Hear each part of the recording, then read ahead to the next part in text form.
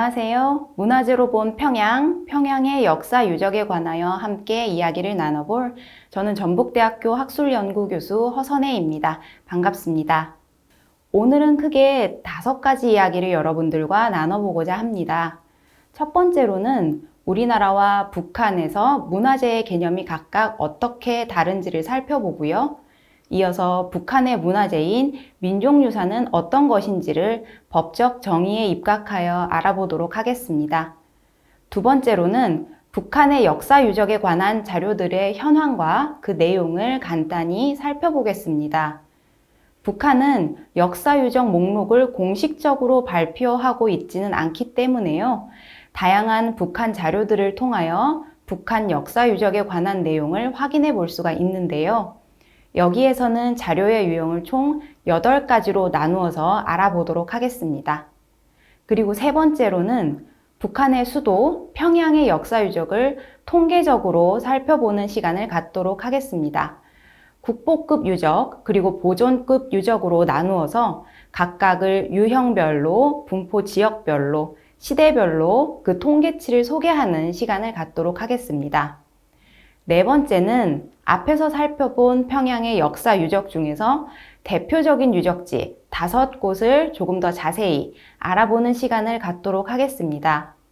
국보 1호인 평양성부터 보통문, 대성산성, 부병루, 의밀대까지 이들 유적지의 성격, 위치, 연혁, 그리고 그곳에 깃들어 있는 건축 기술, 예술성, 전설 등의 개황을 간략히 살펴보겠습니다. 마지막으로는요, 평양의 역사 유적이 앞으로의 통일 시대에 어떠한 가치를 가지는지 그리고 어떻게 활용될 수 있는지를 생각해보는 시간을 가져보겠습니다. 그러면 이제 남북한 문화재의 개념과 북한의 민족유사 개념에 대한 정의부터 이야기해 보도록 하겠습니다. 우리나라에서 문화재란 문화재보호법 제2조에 의하면 인위적이거나 자연적으로 형성된 국가적, 민족적 또는 세계적 유산으로서 역사적, 예술적, 학술적 또는 경관적 가치가 큰 대상을 말하는데요. 북한에서 문화재의 개념은 민족유산의 보호와 관련하여 2015년에 제정된 민족유산보호법에서 찾아볼 수가 있습니다. 동법 제2조에 의하면 민족유산이란 우리 민족의 유구한 역사와 찬란한 문화 전통, 민족의 정기와 넋이 깃들어 있으며 역사적 및 예술적, 학술적, 경관적 가치를 가지는 나라의 귀중한 재부로 정의하고 있습니다. 북한에서 민족유산은 역사적, 예술적, 학술적, 경관적 가치를 가지는 대상으로 일컫는다 라는 점에서 우리의 문화재와 비슷하지만요. 북한의 민족유산 보호는 주체성의 원칙, 역사주의 원칙, 과학성의 원칙을 기본 원칙으로 삼고 있다는 점에서 우리나라 문화재의 개념과 구별됩니다. 그리고 북한은 민족유산을 통하여 역사와 문화를 과학적으로 밝힐 뿐만 아니라 애국주의 교양을 강화하는 데도 활용하는데요. 그렇기 때문에 북한에서 문화재는 철저히 당의 지도하에 선택적으로 등록되고 또 관리되고 있습니다. 이러한 북한의 민족유산의 구성을 살펴보겠습니다. 물질유산, 비물질유산, 그리고 자연유산으로 구분되어 있습니다. 먼저 물질유산은 원시유적, 성, 봉수대, 건물, 건물터, 무덤, 탑, 비석, 질그릇 및 도자기 가마터, 쇠부리터 등과 같은 역사 유적이 포함이 되고요. 그리고 노동도구, 생활용품, 무기, 조형예술품, 고서적, 고문서, 인류화석 등과 같은 역사 유물을 말합니다.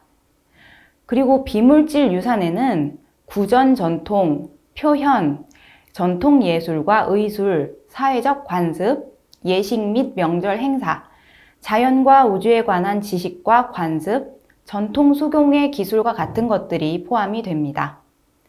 세 번째인 자연유산에는 이름난 명소인 산, 호수, 폭포, 계곡, 동굴, 섬, 특이한 동식물, 화석, 자연바위, 강천, 노도와 같은 명승지와 천연기념물이라고 규정이 되어 있습니다. 북한에서 민족유산보호 사업은 우리 민족의 역사와 전통을 빛내는 애국 사업이다 라고 하면서 크게 강조하고 있는데요. 북한 당국은 그 중에서도 특히 역사 유적에 관하여 각별히 관심을 기울이고 있습니다. 북한 문화보존연구소에서는 역사 유적에 관하여 잘 알려주는 것에 관하여 온 사회를 주체사상화하는 역사적 위협과 더불어 사상, 기술, 문화의 3대 혁명에 따라 인민과 후대의 절실한 문제라며 크게 강조하고 있습니다. 그리고 평양의 경우 과거 고려와 조선시대에는 서북 방면을 담당한 군사 요충지였고요. 또 역사적으로는 고구려의 부수도 또는 수도였고 역대 왕조의 도읍지였기 때문에 문화재가 보다 풍부하다라는 특징이 있습니다. 또한 평양은 북한의 수도이기 때문에 북한의 다른 도시와 비교하여 북한 당국이 평양의 문화재에 관하여 등록하고 관리하는 사업에 더욱더 각별한 관심을 기울이고 있습니다. 네, 그렇다면 이제 평양의 역사 유적에는 어떤 것들이 있는지 궁금하실 텐데요. 이 궁금증을 해결하기 위해서는 먼저 자료를 수집해야겠지요. 그래서 본격적으로 평양의 역사 유적을 살펴보기 전에 평양의 역사 유적에 관한 내용을 다루고 있는 북한의 원문 자료를 유적 발굴 보고서부터 기타 대중서에 이르기까지 총 8가지로 분류하여 그 현황을 살펴보겠습니다. 그럼 이제 첫 번째로 유적 발굴 보고서가 있습니다. 유적 발굴 보고서의 경우에는 1950년부터 60년대에는 북한 과학원 산하의 고고학 및 민속학 연구소가 주도하여서 작성하였고요. 또 과학원 출판사에서 출간을 해왔습니다. 그리고 1970년대 이후부터는 사회과학원 고고학연구소 자연사연구실에서 편집하여 과학백과사전 출판사에서 발간하고 있습니다. 이제 두 번째는요, 유적 일람표 및 지명표입니다. 1958년에 과학원 고고학 및 민속학 연구소에서 조선 원시 유적 지명표를 발간했고요. 이후에 2009년 사회과학원 고고학 연구소에서 유적 유물 일람표를 발간했는데요. 여기에서는 그동안 발굴된 유적과 유물의 목록을 일괄적으로 정리해 놓은 것을 확인해 보실 수가 있습니다. 세 번째로는 개별 유적 소개서입니다. 1995년 문화보존서에서 발간한 조선의 명승 고적과 같이 대표적 유적을 모아서 소개한 서적도 있고요. 또는 개별 재단, 무덤, 왕릉, 건축 등의 유적을 소개한 책과 기사가 있어서 그 내용도 또한 확인해 보실 수가 있습니다. 네 번째로는 도감입니다. 1980년에 문화보존사에서 조선 역사 유물이라는 도감을 발행하기 시작을 했고요. 그 이후에는 조선 유적 유물 도감 편찬위원회에서 1988년 조선 유적 유물 도감 원시편을 시작으로 해서 1996년 조선 유적 유물 도감 색인편에 이르기까지 꾸준히 시대별로 도감서를 발간해 오고 있습니다. 다섯 번째는 시대별 편서입니다. 사회과학원 고고학연구소에서는 원시편서, 고대편서, 중세편서, 고생물학편서, 청동기 시대서와 같이 시대별 편서류를 발간해 오고 있는데요. 이 중에서 일부 지역별 분류를 통해 평양 일대의 유적에 관한 정보를 또한 찾아볼 수가 있습니다. 여섯 번째는 연구서입니다. 북한에서 유적, 유물에 관한 연구 논문을 담은 잡지로 민족유산을 과학백과사전 출판사에서 개간으로 지금까지 발행해 오고 있습니다. 옆에 사진에서 보실 수 있는데요. 참고로 이 서적은 2018년까지는 사진에서 보시다시피 서명이 민족문화유산이었는데요. 2019년부터 민족유산으로 이름을 바꾸어서 발행해 오고 있습니다. 일곱 번째, 북한 최고 지도자의 교시와 노작입니다. 물론 이 자료는 직접적으로 유적에 관한 학술적인 정보를 다루고 있지는 않습니다. 하지만 북한 당국의 문화재 정책의 방향성을 결정하는 것으로 참고를 해보실 수가 있습니다. 마지막 8번째입니다. 기타 대중서, 홍보서, 개관서입니다. 먼저 전설서에서는 유적에 얽힌 설화적인 내용들을 확인해 볼 수가 있는데요. 대표적으로 1997년에 출판된 명소에 깃든 전설의 일부에서 을밀대와 같이 평양의 문화재에 깃든 전설과 이야기를 소개하고 있습니다. 그리고 2007년 발간된 조선 우표 목록과 같은 스탬프서에서는 대표적인 유적과 문화재에 관한 이미지를 우표로 확인을 해볼 수가 있습니다. 다음으로는 외국문 출판사에서 발간한 평양개관, 평양 역사유적 유물 등과 같은 평양 소개서에서 평양의 대표적인 유적과 문화재에 대한 컬러 이미지를 그리고 함께 간략한 소개를 확인해 보실 수가 있겠습니다. 네, 자 그럼 이제부터 본격적으로 평양에 있는 역사유적의 현황 그리고 특징에 관하여 살펴보도록 하겠습니다. 그렇지만 먼저 그 전에 오늘 강의의 공간적 범위가 되는 평양은요, 지도에서 보실 수 있다시피 2012년 행정구역 지도상의 평양의 경계를 기준으로 합니다. 그 경계는 화면에서 보실 수 있는 19개 구역, 2개의 군, 그리고 1개 동을 범위로 합니다. 그래서 이 범위에서 찾아볼 수 있는 평양의 역사 유적지는요, 최근까지의 자료들을 총합하여 조사해 본 결과 총 748건입니다. 그 중에서 국보급 유적은 40건이 되고요. 보존급, 즉 준국보급에 해당하는 유적은 53건이고요. 그 외에 일반 유적지가 655건입니다. 그런데 일반 유적지의 경우에는 그 상세 정보에 대한 확인과 검증의 한계가 있기 때문에요. 오늘의 강의에서는 비교적 명확하게 개황을 확인해 볼 수 있는 국보급과 그리고 보존급 유적에 한정지어서 말씀드리도록 하겠습니다. 그럼 먼저 국보급 유적입니다. 평양에 위치하고 있는 국보급 유적 총 40건을 유형별로 먼저 분류를 해보면요. 표에서 보시다시피 일반 건축 13건, 고분 8건, 누정 5건, 사찰 5건, 기타 9건으로 종합을 해볼 수가 있습니다.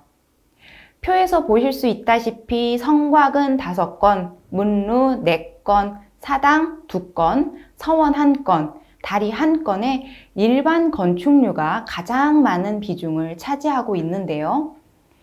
이는 평양이 가지고 있는 자연 지리적인 요건인 험한 산세, 큰 강과 절벽, 그리고 벌판 등을 이용하여 지은 성과, 성곽이 포함되어 있기 때문입니다.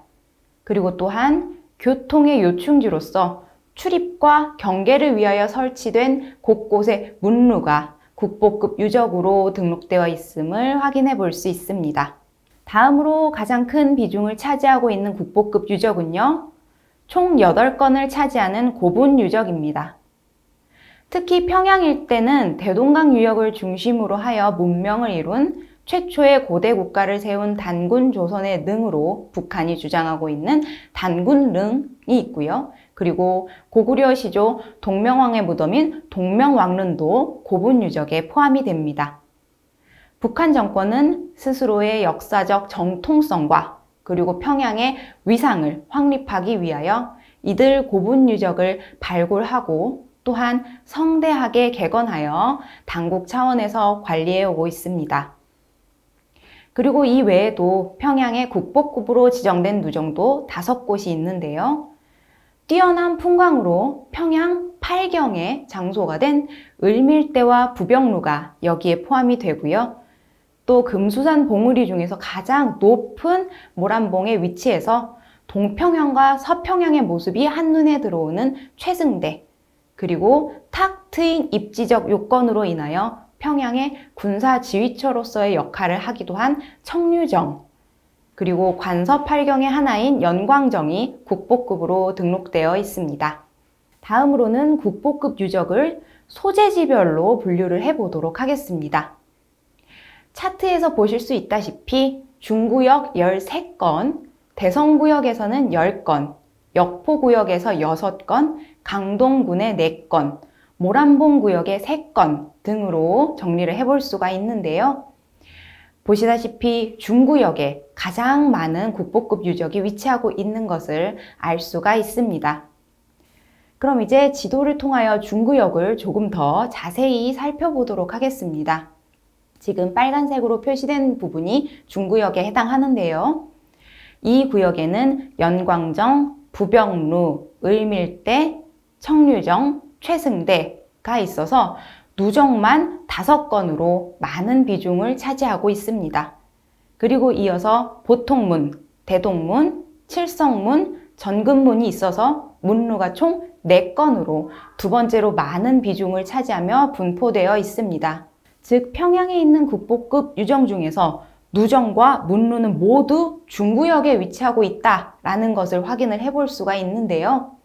이 이유는 먼저 문루와 관련해서는 중구역 일대에 걸쳐 있는 평양성을 따라서 성의 문루가 발견이 되어진 것이고요. 그리고 그 외에 중구역의 금수산과 그 일대를 끼고 흐르는 대동강, 그리고 문수거리 방향으로 펼쳐진 탁 트인 풍광으로 인하여 옛날부터 수려한 경관 가치를 중구역은 인정받아온 장소이기 때문에 누정이 많이 건축되었고 현재 많은 비중으로 분포하고 있다라고 생각을 해볼 수가 있겠습니다.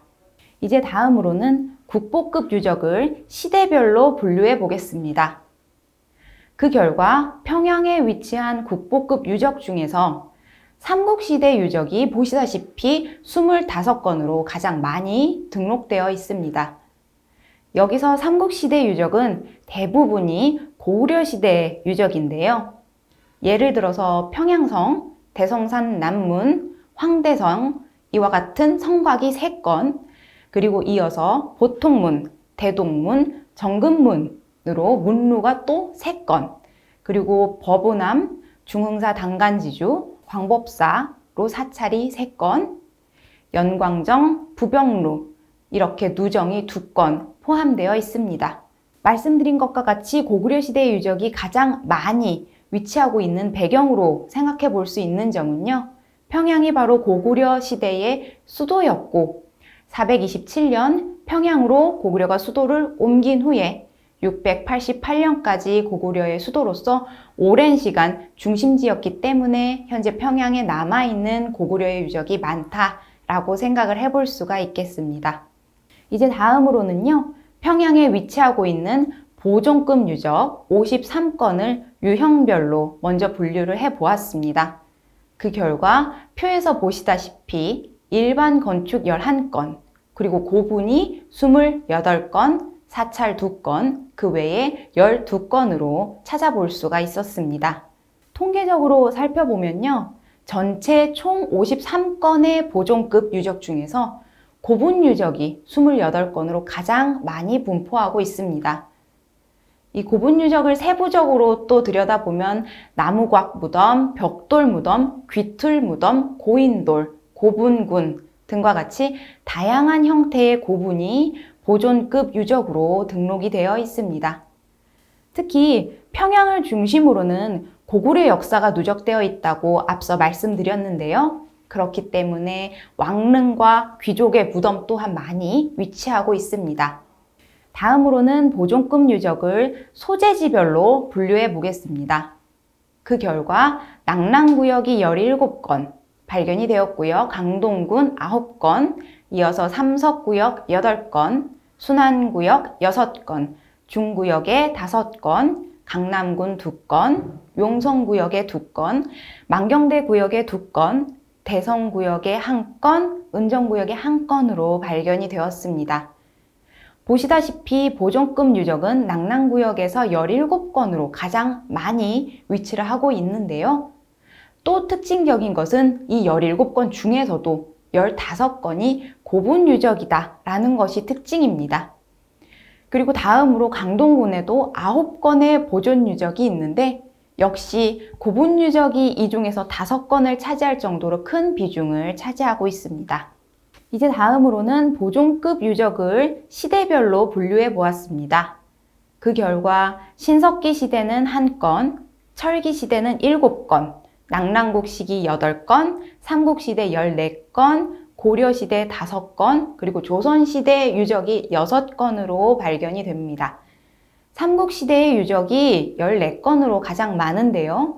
이 중에서는 특징적으로 고분 유적이 10건에 해당을 합니다.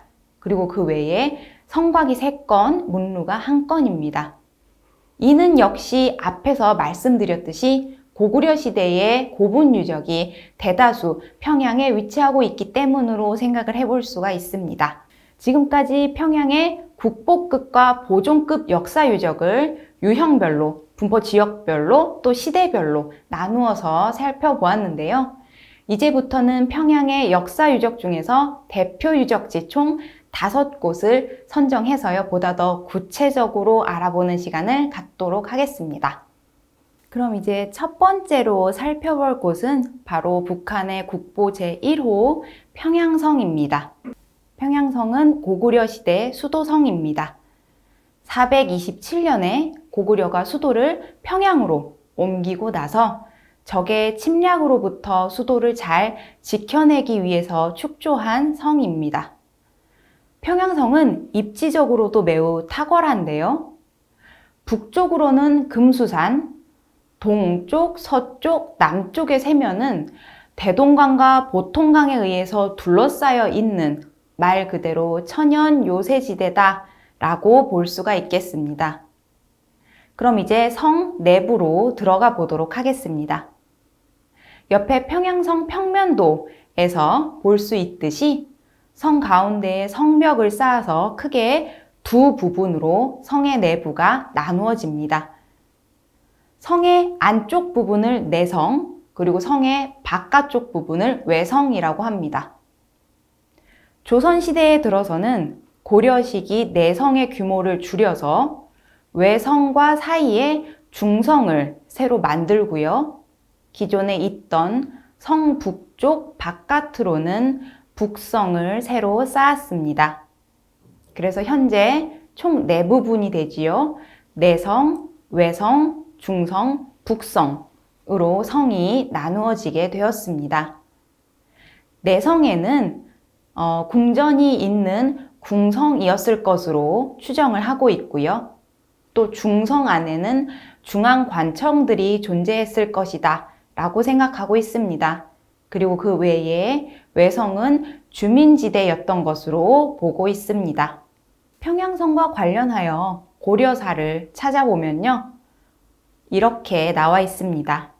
고려는 산을 의지해서 성을 만들었기 때문에 쉽게 공격할 수 없다고 하였고, 또 계곡선생집을 보면 평양성이야말로 험준하고 견고해서 함락시키기가 어렵다라고 기록된 것을 찾아볼 수가 있습니다. 이 때문인지 북한 사람들에게 있어서 평양성은 을지문덕 장군이 승리로 이끈 수나라와의 전쟁, 그리고 연개소문 장군이 지휘했던 당나라와의 전쟁, 그 외에도 임진왜란 등 거대한 군사적인 역할을 한 장소적인 배경으로서 평양의 대표 유적지로 북한 사람들에게 꼽히고 있습니다. 그럼 이제 두 번째로 살펴볼 곳은 국보 제3호 보통문입니다. 보통문은 평양시 중구역 보통문동에 있는 평양성 중성의 서문이 됩니다. 평양성에 있는 6대 문이죠. 바로 대동문, 보통문, 경창문, 칠성문, 함구문, 정량문 가운데 이 보통문이 하나가 됩니다. 보통문을 옛날에는 우양관이라고 또 불렀다고 하는데요. 이 뜻은 보통문의 위치에서 아침에 뜨는 해는 늦게 뜨고 짧게 보이는데 저녁이 되면 보통강 건너 보통벌 위에 지는 해가 마치 아침 해돋이와 같이 보인다고 하여서 이는 마치 아침 해를 하루에 2번 보는 것과 같다라고 하여서 옛날에는 보통문을 우양관이라고도 불렀다고 합니다. 보통문은 평양성 서북쪽 방향으로 통하는 관문입니다. 그래서 국방상 또 교통상 요지에 위치하고 있기 때문에 역사적으로도 매우 중요시 되어 왔습니다. 이런 보통문은 북한 사람들에게 애국적 투쟁과 사적이 깃들어 있는 곳으로 상징되고 있습니다. 임진왜란 당시에요, 일본군이 퇴각을 하면서 평양 성내에 불을 질렀다고 하는데 이 불로 인해서 수많은 주택과 건물들이 불에 타서 없어졌는데요. 다만 사람들의 노력으로 인해서 당시에 보통문은 화재를 면했다고 합니다. 그래서 북원록에 있는 기록을 찾아보면요, 이렇게 그 당시에를 기록하고 있습니다. 보통문 성안에 있는 누각은 장중하고 화려하였다. 그런데 계사년에 있었던 전란에 다 불타서 없어졌고 홀로 이 문이라 함이 바로 보통문을 얘기하는 것이죠. 이 문에 불화살이 모인 것은 고슴도치의 털과 같았는데 우뚝하게 홀로 남아 있었으니 이를 본 중국 사람들이 칭찬하여 말하기를 신성한 문이다 라고 하였다고 기록에 나와 있습니다. 그런데 북한은 이를 신이 만든 문이다 또는 신이 지키는 문이다 라는 뜻으로 해석하기도 한다고 합니다. 그리고 보통문은 평양의 가장 경치 좋은 곳 8곳을 말하는 평양 8경의 한 장소로서 보통 송객으로 알려진 곳이기도 합니다. 평양을 출발하는 대가를 전송하며 또 하직하는 이별의 장소이기도 하였기 때문입니다. 다음으로 살펴볼 곳은 바로 국보 제8호가 되는 대성산성입니다. 대성산성은 고구려의 산성으로요, 고구려 시기 산성들 가운데 가장 큰 것의 하나입니다. 대성산성은 평양의 진산이자 명산이라고 꼽히는 대성산의 지리적인 요건을 이용해서 쌓은 성이 되는데요. 성의 북쪽은 산줄기가 매우 험준하고 동쪽과 서쪽은 급경사지이며 남쪽에는 대동강 방향으로 골짜기가 흐르고 있어서 침략은 매우 어렵고 반면에 또 방어는 용이한 유리적인 구조적 강점을 가지는 장소입니다. 을지봉을 중심으로 남쪽부터 소문봉, 을지봉, 장수봉, 북장대, 국사봉, 주작봉 이 6개의 봉우리를 연결한 곳이고요. 그리고 그 안에는 총 2개의 골짜기가 있어서 많은 사람과 전투 기자재 그리고 물자를 수용하고 보관하기가 용이했다라고 전해지고 있습니다. 성문터는요, 총 20개가 발견이 됩니다. 특히 이 사진에서 보시다시피 남문의 경우는 원상대로 복구할 때 대하여 김일성이 교시를 내렸던 바 있습니다. 그래서 그에 따라 1978년에 보시는 모습과 같이 복구되어서 현재까지 전해지고 있습니다. 대성산성에는요, 몇 가지 전설이 내려오는데요. 먼저 대성산은 물 원천이 매우 풍부했다고 합니다. 그래서 전설에 의하면 대성산성에는 99개의 못이 있고 9마리의 용이 살고 있다. 그런데 큰 가뭄이 들었을 때에는 못의 물이 마를 위험에 처할 수가 있는데 바로 이때 이 용들이 조화를 부려서 물이 마르지 않게 했다라는 전설도 함께 전해져 내려오고 있습니다. 신증 동국여지 승람의 기록을 또 보면요, 대성산에 관하여 산마루에 99개의 못이 있다라는 기록도 함께 찾아볼 수가 있습니다. 지금은 다만 총 3개의 못이 있고 가물때 기우제를 지내면 영험이 있었다라는 기록도 함께 찾아볼 수가 있습니다. 이제 살펴볼 유적은요, 국보 제17호입니다. 바로 부병루인데요. 부병루는 평양시 중구역 대동강 기슭에 있는 고구려 시기의 누정입니다. 금수산 모란봉의 동쪽, 그리고 대동강가 청류벽 위에 위치하고 있습니다. 거울과 같이 맑고 푸른 물이 감돌아 흐르는 청류벽 위에 둥실 떠 있는 듯한 누정이다 라는 아름다운 뜻을 가지고 있는 부병루입니다. 부병루의 역사를 살펴보면요. 부병루는 한국전쟁 당시에 폭격으로 파괴가 되었습니다. 하지만 그 이후에 북한이 문화유물보존 시책을 시행함에 의해서 1957년 그리고 1959년 두 차례에 걸쳐서 복구 공사를 진행했고요. 그래서 옛 모습대로 현재와 같은 모습으로 복원이 되었습니다. 부병루는 예로부터 평양 모란봉의 아름다운 명승을 대표하는 이름의 하나로 북한 사람들에게는 매우 친숙한 유적입니다. 특히 절경, 매우 빼어난 경관으로 유명한데요. 몇 가지 기록을 살펴보도록 하겠습니다. 고려 예종 때의 문장가인 황원은 부병루에 올라가서 부병루와 관련한 수많은 식구를 써놓은 현판들을 보고 모두 마음에 들지 않았다고 합니다. 그래서 그것을 모두 현판들을 떼어내버리고 자신의 시를 붙이겠노라 호언장담하며 붓을 들었다고 하는데요.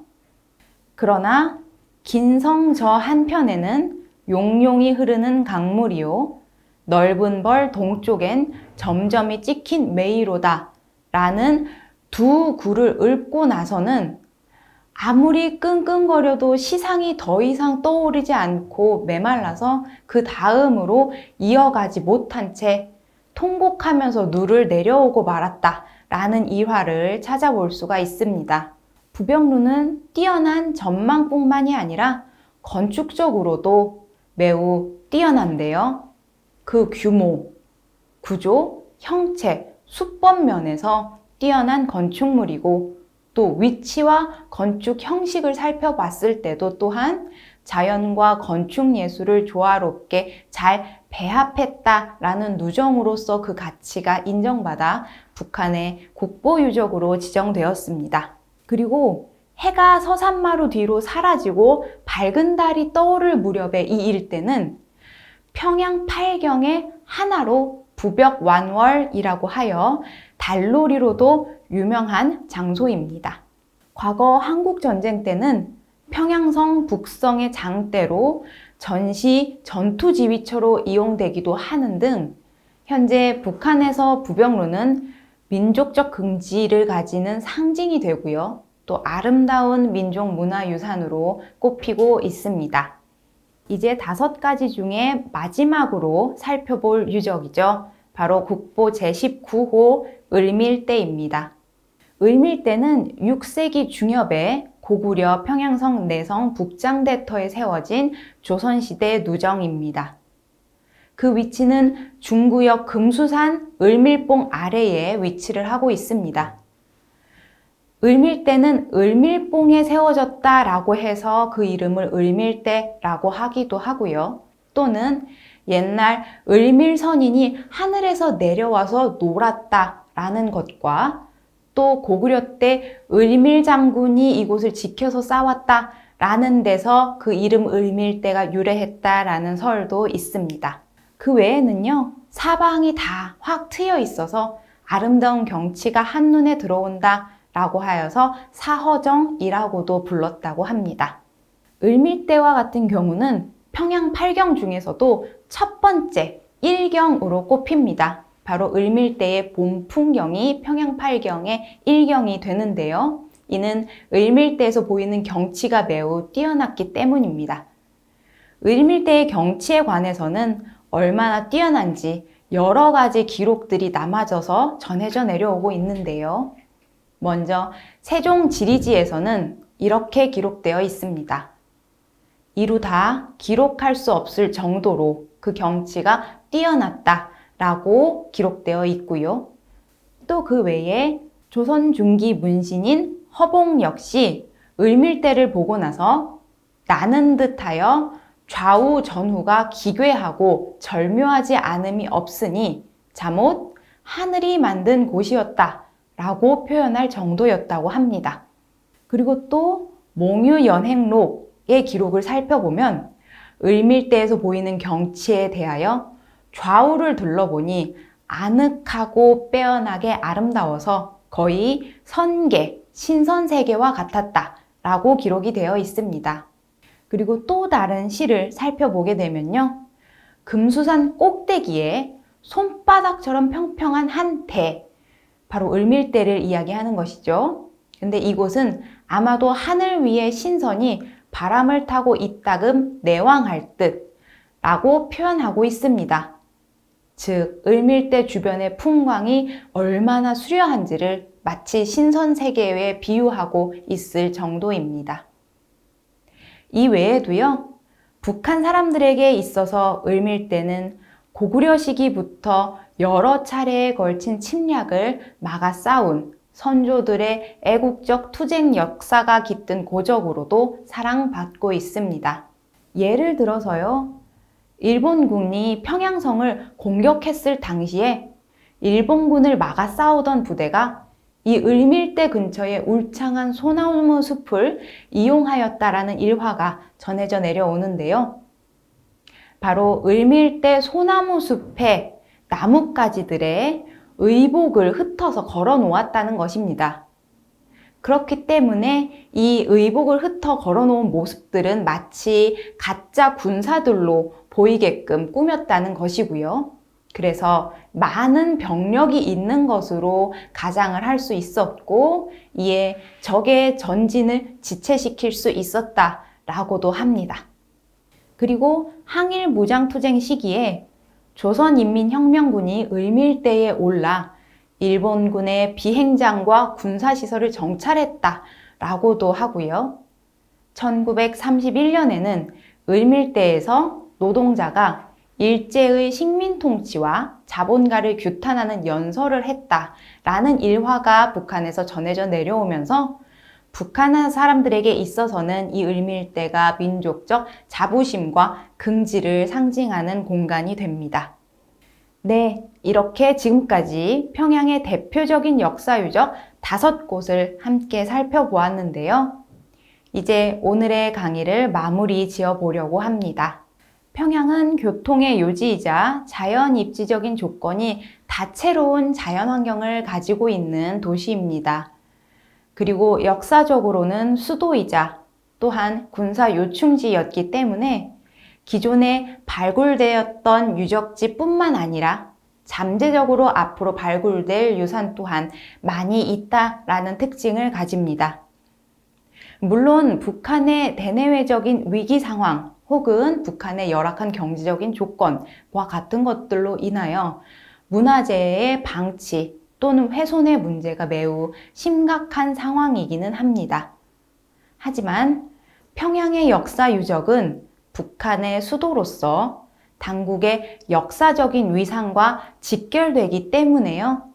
문화재의 등록, 관리, 감독의 과정이 더디지만 계속적으로 당국의 관심 아래 지속되어 오고 있습니다.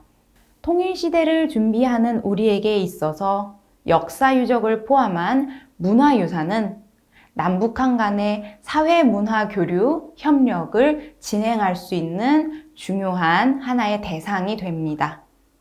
그리고 민족 동질성을 회복하고 이질감 극복하는 데 기여할 수 있다라는 점에서 또한 무엇보다 큰 중요성을 가집니다. 특히 문화유산 분야의 교류는 남북한 공동의 유산이다 라는 인식을 가지고 한 민족으로서 우리 문화의 정통성을 세워나가는 일입니다. 따라서 앞으로 우리가 반드시 잘 알고 또한 협력해야 하는 분야입니다. 향후에 학문적, 역사적 차원에서 평양의 역사 유적에 대한 관심과 연구에 더욱 주목해 봐야 될 이유가 바로 여기에 있다라고 말씀드릴 수 있겠습니다.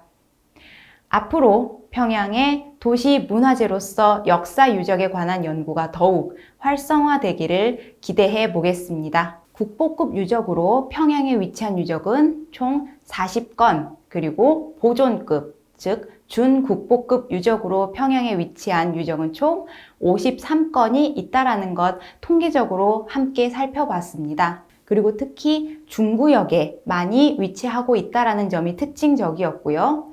또한 일반 건축류 중에서도 누정과 문루가 중구역에 많이 위치하고 있었다라는 특징 함께 살펴보았습니다. 그리고 대표적인 유적지로 총 5곳을 조금 더 자세히 살펴보는 시간도 함께 가졌는데요. 국보 제1호가 되는 평양성부터 시작해서 보통문, 대성산성, 그리고 을밀대와 부병로까지 함께 돌아보는 시간을 가졌습니다. 통일시대를 준비하는 우리에게 북한의 유적지를 살펴보는 이 시간이 보다 더 뜻깊은 시간으로 남았기를 기대하면서요. 제가 준비한 강의는 여기까지고요. 경청해 주셔서 감사합니다. 지금까지 허선혜였습니다.